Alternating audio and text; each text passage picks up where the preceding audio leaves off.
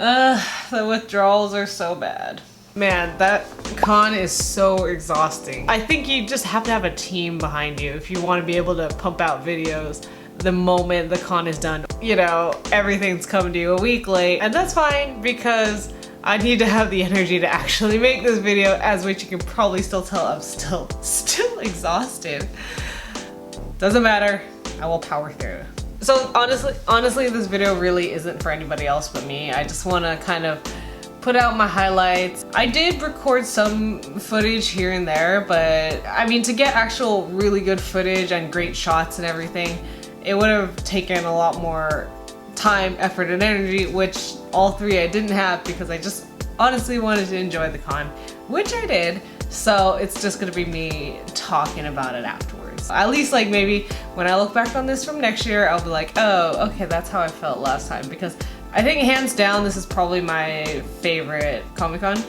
So just wanted to make sure I captured everything and didn't forget anything. I was thinking about writing a blog post, but there's no real way to encapsulate the emotions, right? Like, how are you supposed to spell this? I think it's spelled A-A-A-A-A-A-U-U-U-U-G-G-G-H-H-H-H-H-H.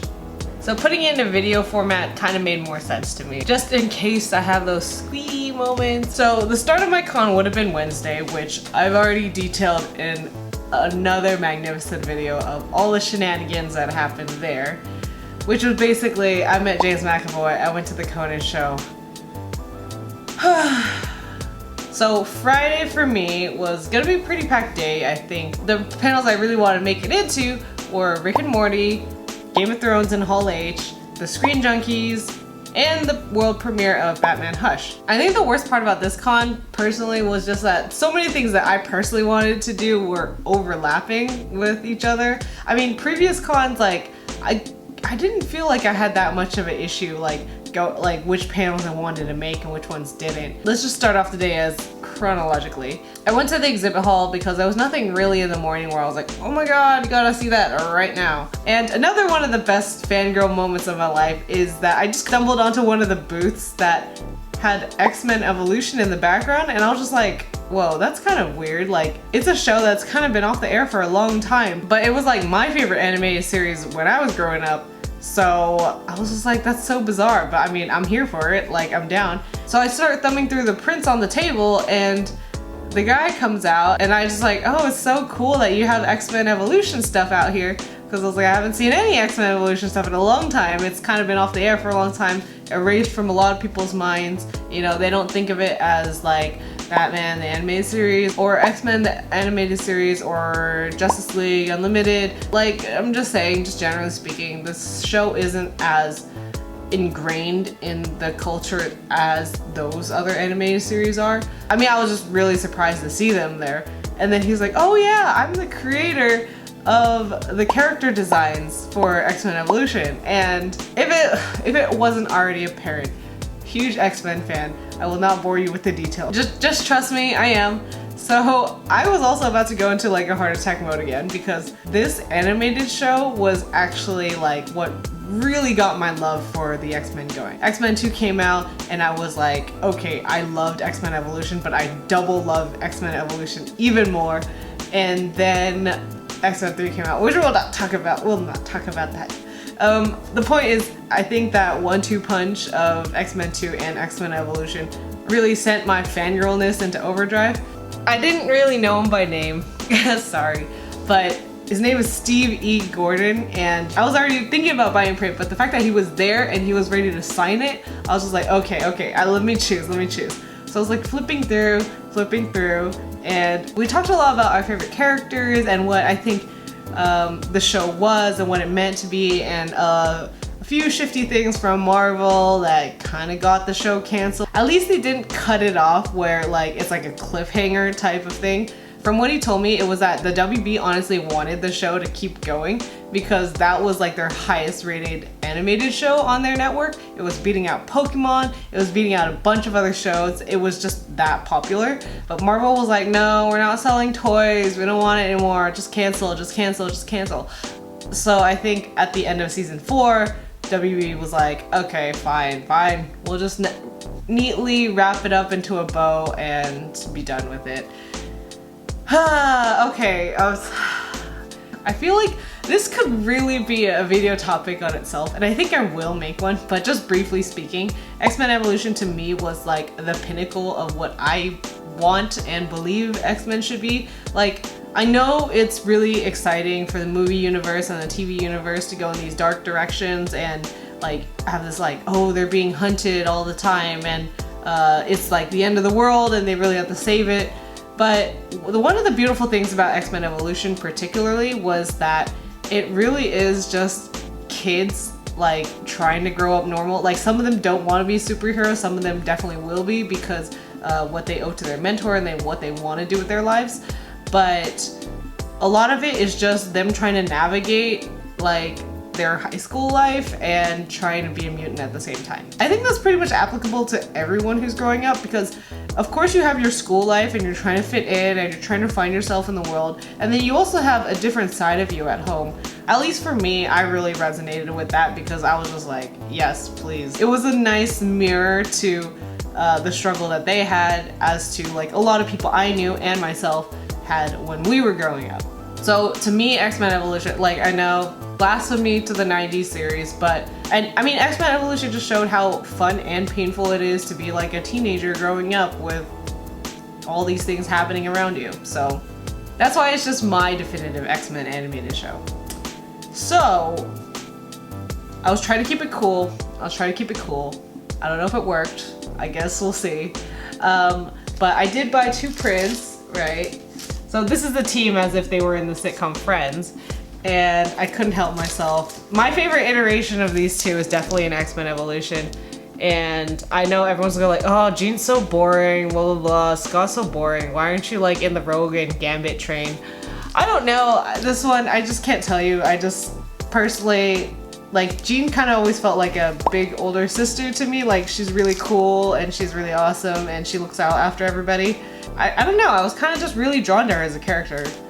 And Scott Summers, this version of him, we're not going to talk about the comics because we know how that turned out, and I'm not happy at all with Marvel and what they've done to him.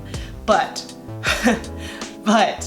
before that, he was always looking after the team. He was kind of serious, but he's so tall and pretty. It was just like, if it wasn't already known, he was my cartoon crush, okay? And it really sucks that Marvel screwed him over in the comics. It's hard for me to let that go. I mean, like, I get what they were doing with his character, but I was just like, no, that's not Cyclops. It's like the same thing where people were up in arms about Captain America being like a secret Hydra soldier. And I'm just like, even though for me, I was like, well, let's see how the story plays out. Don't go too crazy just yet. My friend, who is a big Captain America fan, was just like, no, I can't even accept it on that level. Like, he is too Captain America to be anything Hydra. And I was just like, okay, I guess if that's a similar way she sees it as to how I see Cyclops, that we can maybe like find that common ground as to why we get so crazy over this stuff. That was a super long tangent, I'm so sorry. But essentially, he signed them for me. Look at that. He signed them for me. He was so generous. I took a picture with him, and I was like, okay, I met James McAvoy the day before, and I met the guy who created the character designs. And I will say 100%, I could still watch X-Men Evolution today, and which I did right after the con, is because the character designs, they feel a lot more timeless, or maybe I just like, that's my type of art style more than what the 90s series was. So I was just like, I could watch this all day. It just feels like it hasn't aged. It's still fluid, it's still great. Like, even though I'm all about story and stuff, for animation, art plays a really, really big role in it. Funnily enough, I'll kind of forgive movies if they don't have the best cinematographer or the best effects or whatever. But for animation, for it to really stick and for it to really hold a really strong appeal in my mind, the art has to be good. I just have to love looking at it because that's just everything you're seeing on screen. I don't know. That may not apply to everybody, that just applies to me. So basically after that, my Friday was set. Like, cause I met James McAvoy on Wednesday, and then on Friday, I met the guy who created the character designs for X-Men Evolution. So I was like, okay, I'm pretty much done too. But you know what? I was like, okay, let's stick to schedule. Let's not just, you know, like spasm out on the floor. Let's, you know, like see what else this con has to offer. So then I decided to go to the Rick and Morty panel. So Rick and Morty, I love the show. It's absolutely so fun.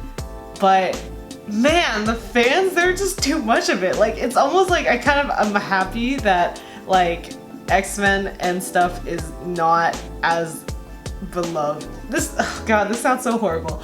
But hear me out, because there's so many fans for Marvel, and I'm kind of glad that Fox has less so with that. I mean, or like X-Men has less in terms of like the megastar status that it has, because I'm just like, if I ever want a decent shot of seeing something or doing something X-Men related or whatever, I actually have a shot, you know, I actually do. But you see, the part of the fandom I am with Rick and Morty, that fan base is insane, okay? It's absolutely insane. I was there maybe, that would be about 2.5, 3 hours before the panel would have started, and the line stretched all the way out the hotel, down the stairs, looped around the bayfront, and I'm just like, oh my God. And before that, I asked the guy at the front, I was like, what's your capacity? Like, is it full right now? And he's like, it's full. I forgot what panels were there before that, but I was like, okay, there's something called Robot Chicken. I was like, I've never really heard of that. I'm sure it has its fans, but I was like, I think everyone in this line here is for Rick and Morty. So I'm just like, man, that's a 3-hour wait, and I don't even know if I'll get in.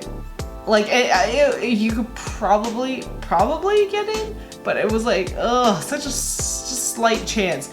And I was just like, okay, well, how it should have ended, right? The guys who make the best parody animated shorts after any popular movie, they're gonna be signing autographs in the sales pavilion. I didn't have a Thursday badge, so I missed their panel on Thursday, but I was like following them on Twitter, so I knew they were selling prints, and I was like, I kind of really want that. So, okay, so I'm gonna let Rick and Morty go, but then I'm gonna at least be able to hopefully see how it should have ended. So I went to the sales pavilion, and the whole crew was there, and one of the best things was like just being in line for that. Like, everyone around you is kind of enthusiastic about the same things you are, so that was pretty fun. Honestly, I talked to a lot of people in line, and they were just massive fans like I was, so I just got really excited as I went further and further up the line. So I bought one of their prints. I bought the Super Cafe. I don't know if you can see that, but yeah, it's quite amazing. And their whole team was there. Essentially, I only really recognized Tina and Daniel, mainly because they're the two that kind of spearhead most of the animation. I feel like I just hear and see them more, and I'm not really sure. I should really figure this stuff out for animation, because everyone really deserves credit. Like, I think, what's his name? Otis? I think he signed it. I can't, I could be wrong. Sorry, I'm sorry. I got the whole crew to sign it, and I was like, I should really figure out who's who, because I wanted to talk to the guy who does the sound, because I've done one of their type of animations. If you want to check it out, it's called Inside Out Kylo Ren.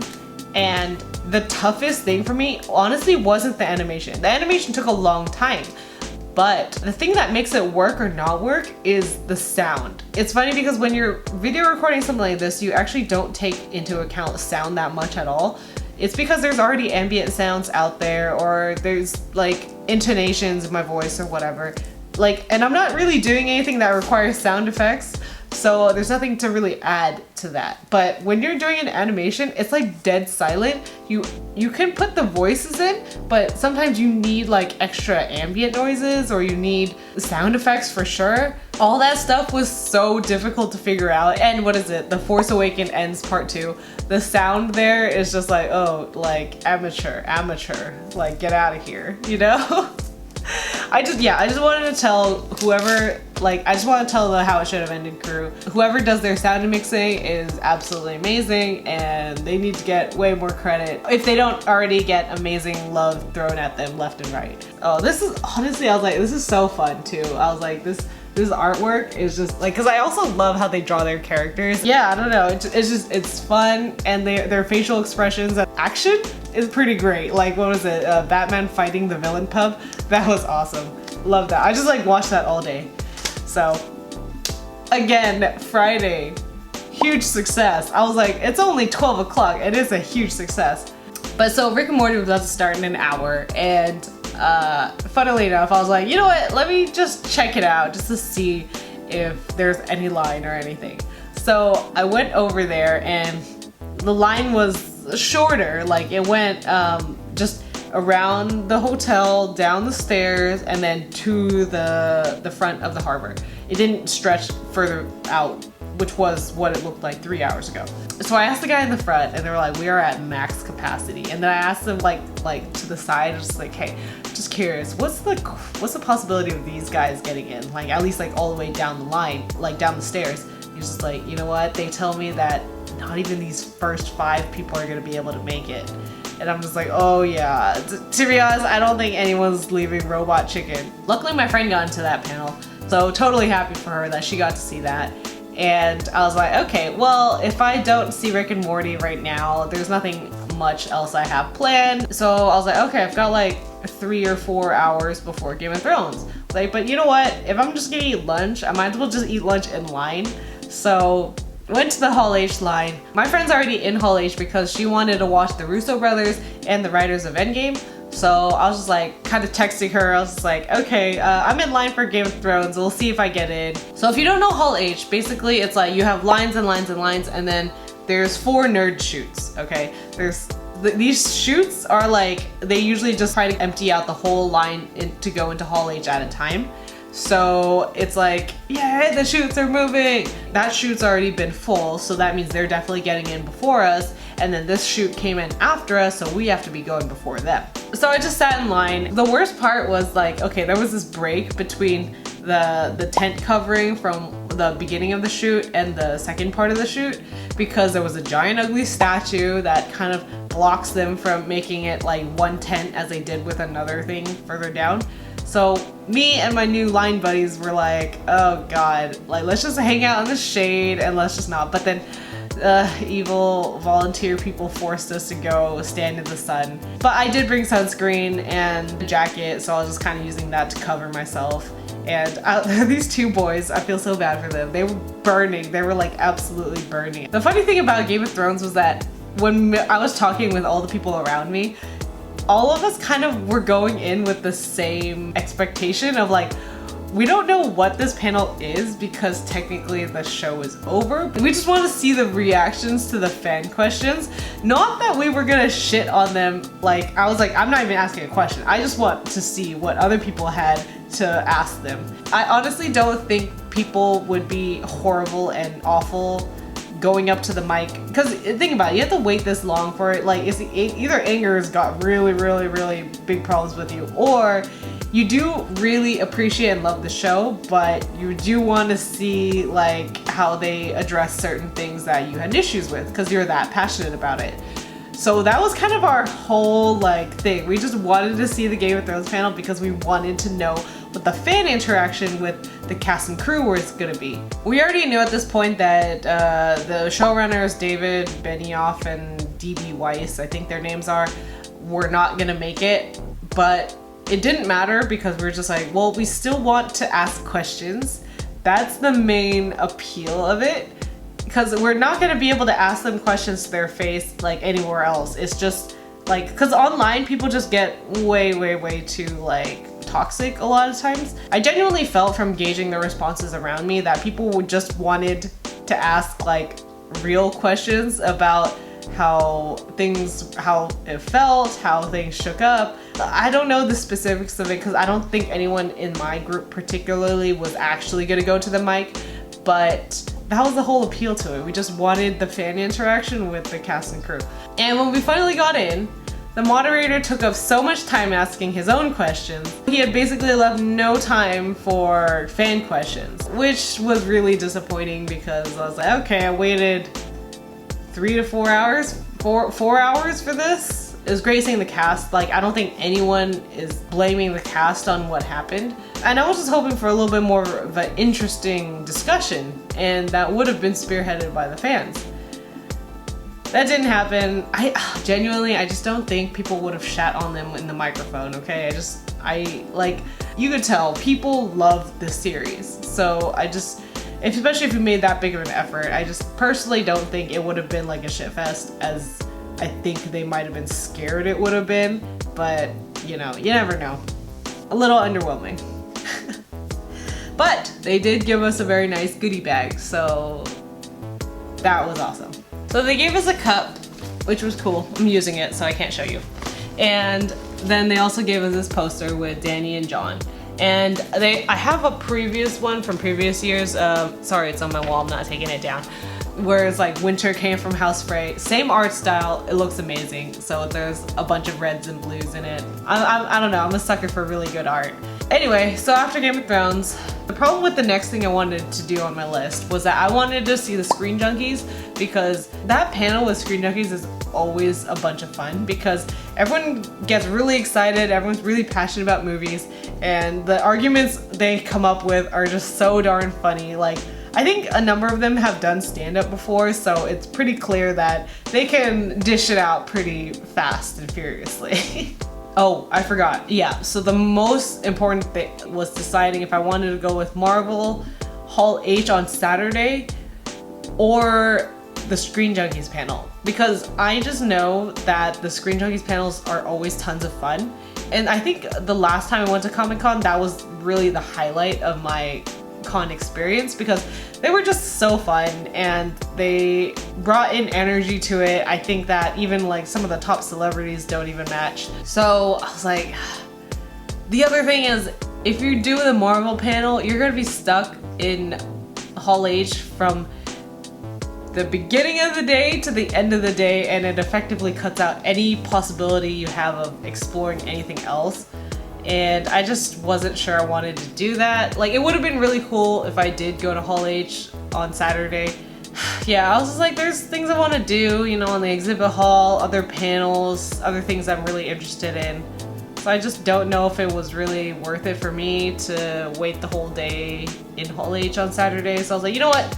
Going to Screen Junkies. And even going to Screen Junkies, I had to cut out 2 other panels that I really would have wanted to go to, because someone had told me for the How It Should Have Ended panel on Thursday that the room that they got was a little too small for the crowd that they got. And I was like, you know what? Judging by the Screen Junkies, I have no idea how big it's gonna be, because, you know, something that was applicable maybe 2 years ago might not be the same ballpark it is today.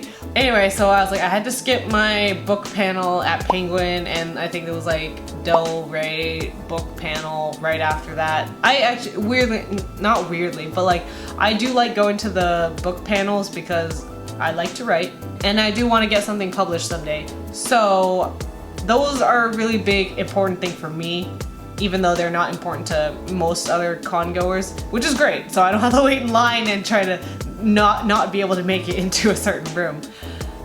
Regardless, I was like, okay, well, I don't know how full Screen Junkies is gonna get, so I just better get there early and skip the other 2. Maybe I'll go to the book. There's another book one, Harper Voyager, happening tomorrow, so I'll just go to that one. Problems don't end there. The problems do not end there, okay? My friend messaged me and was like, hey, are you gonna watch the premiere of Batman Hush? And I was just like, wait, they're doing an animated Batman movie? Like, oh my god, I'm super in. Like, Batman Hush is actually one of the comics that I do have personally, and I was like, they're doing an animated movie of it? I have to watch that. But the problem is that the Screen Junkies panel cut into it. I was like, there was an encore. Luckily, there was an encore at the end of it. So they premiere it once and then they show it again afterwards. And like, I tried to explain this to my friend. I do like watching the Batman animated movies in Comic-Con because I don't know what it is, but it is really fun to watch those movies with an audience. Like, I watched, I think, Assault on Arkham and The Killing Joke, both with audiences, and it was just like crazy because like there were like these scenes like in The Killing Joke when Barbara went like and started making out with Bruce Wayne, which ew. The audience reception to that was so hilarious to me. Like I remember everyone was like, oh, like it was literally that face where it's like, oh god, you know, and it was just so awesome. Like I mean that I could not replicate with any other animated movie or anything like that. It's always Batman movies and it's always in Comic-Con. I just really want to see Hush with an audience. My favorite one still has to be Batman Under the Red Hood. Marvel makes any animated movies, they've got some serious competition because Batman Under the Red Hood might just be my favorite animated movie. Might just be. It's that good. I was surprised at how amazing it was on every level. So I was like, okay, I really want to make Hush. So I'm gonna have to cut out like 20 minutes of the Screen Junkies panel, and I won't be able to take pictures or talk with them or anything like that. But I really want to see Hush, so it's happening. So I had to jump out of that panel 20 minutes beforehand, so I didn't really get the full Screen Junkies experience, unfortunately, but I had to watch Hush, and I will say, very glad I did, because the people around me, even watching the encore, no doubt I had to cut out the world premiere of it, but the encore I was like, I can make it if I cut off 20 minutes of the Screen Junkies panel. Take into account, this ends at 11 p.m. at night, so it's been a long day. But it was super worth it because we went there and there were some scenes in that movie where people were like, ugh, or like, and like, oh god. And there was one with Catwoman and Bruce where it was so, there was basically, okay, so there was a trail of their clothes, okay, their bat suit and their cat suit, like leading up to a steamy, okay, give me this PG-13, no spoilers. Even though I spoiled a little bit. The point was, I was super glad that I watched Hush for the audience. It's hard to articulate why, because it's like, oh, you can just watch that on Netflix later or something like that. I was like, yes and no, you can't replicate the audience there, and I don't know why. For Batman animated movies, it just seems to be a thing that I really personally enjoy. So I had to make it happen. Sacrifices everywhere at Comic-Con. You just, the time that you do want a clone of yourself for sure is during Comic-Con, so you can see all the things that you wanted to see and do all the things that you wanted to do, but everything's conflicting, so you gotta prioritize. And that was Friday, but there's still Saturday.